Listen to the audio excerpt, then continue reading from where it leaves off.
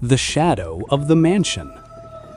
As usual, many villagers had gathered that evening under a large banyan tree. Beneath the tree stood a small television playing their favorite program.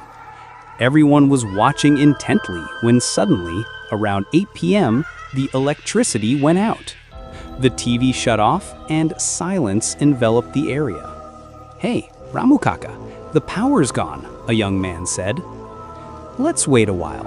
Maybe it'll come back," replied Ramu Kaka. "Kaka, it'll take at least an hour to return. Why don't you tell us a story instead?" "Yes, please, Kaka. Otherwise, we'll fall asleep waiting."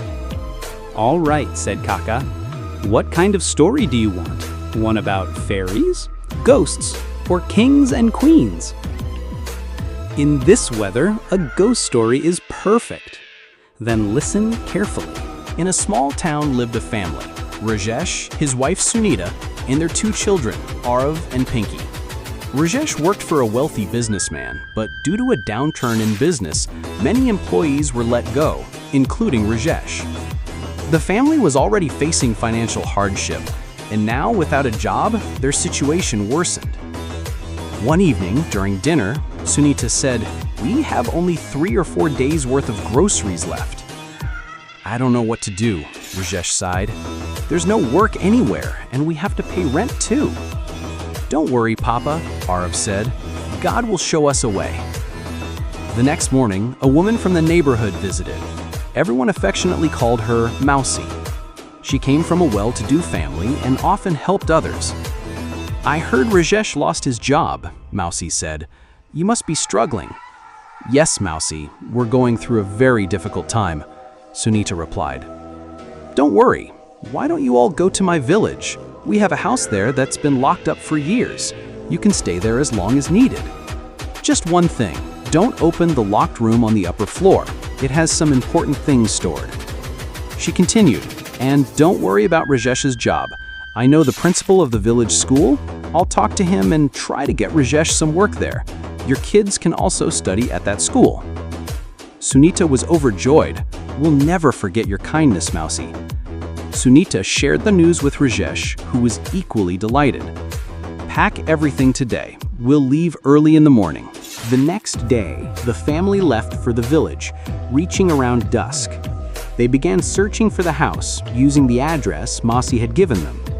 A man they met along the way warned, "That house has been locked for years. Spirits often reside in such abandoned places." "Ghosts don't exist," Rajesh said. "Just tell me where it is." "Go straight and take a left near the peepal tree. The house is right in front of it," the man said reluctantly. When they arrived, it was clear the house hadn't been touched in years. "Mama, this place looks really old and scary," Pinky said. "We'll clean it up. It'll look better," Sunita reassured her. As Rajesh opened the door, strong winds rushed inside, even though outside not a single leaf was stirring. "That's weird," Arav said. "Why is there wind only inside?" "Because this place is haunted," Pinky teased. Chasing each other, they ran upstairs. Suddenly, Arav heard the sound of a woman crying. He stopped and listened carefully, but the sound vanished. "What happened?" Pinky asked. "I heard someone crying," Arav said. "It was probably just a cat. Let's go eat and sleep."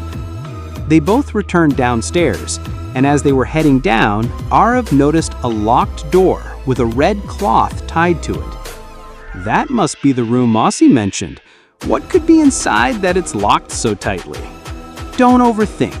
We've been told not to open it." That night, Pinky was awakened by a strange knocking sound. "Arav, wake up! Something's making noise." "Let me sleep," Arav groaned. "Check it yourself."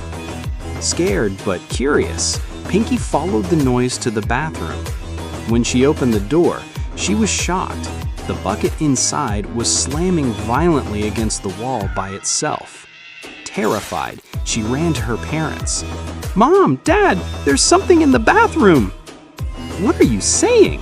Rajesh asked. "I swear, Papa, the bucket was moving by itself." Arav, now awake, added, "It's true, it was banging on its own." "It must be your imagination," Rajesh said. "Go to bed. In the morning, you'll forget this nonsense." For the next few days, things were quiet. Then one night, Pinky heard someone crying again. She checked outside the room, but no one was there.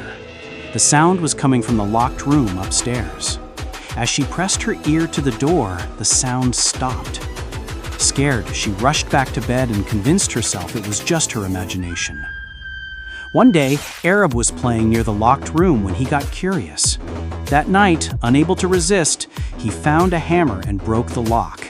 As soon as he opened the door, he felt someone's presence behind him. It was Pinky. She had woken up due to the hammering sound. As she peeked into the room, she felt a sudden jolt, as if something had entered her body. From that day on, her behavior began to change. She would stare at the peepal tree outside for long periods, completely silent. One day, while cleaning a mirror in her room, she saw a witch standing behind her. When she turned around, no one was there. She cleaned the mirror again, and this time the witch placed her long, clawed hands on Pinky's neck. "Mom! Arab, help! The witch is going to kill me!" Sunita and Arab rushed in to find Pinky unconscious. Rajesh sprinkled water on her face until she woke up. "Witch! She was right behind me. She grabbed my neck with her claws." Sunita was horrified. She thought maybe someone had cast an evil eye on her daughter. But when she saw real claw marks on Pinky's neck, she knew something was wrong. "When your father comes back, we'll go to the temple." The next morning, they prepared to visit the temple. But as they approached it, Pinky resisted. "I don't want to go inside! Leave me alone!" Rajesh and Sunita tried to drag her in. "I said I don't want to go!" she screamed. Just then, back under the banyan tree, the electricity came back. "Hey, Chotu, the power's back!" "Kaka, what happened to the girl possessed by the ghost? Did the ghost leave her?" "It's late, Chotu. The rest of the story, I'll tell you tomorrow."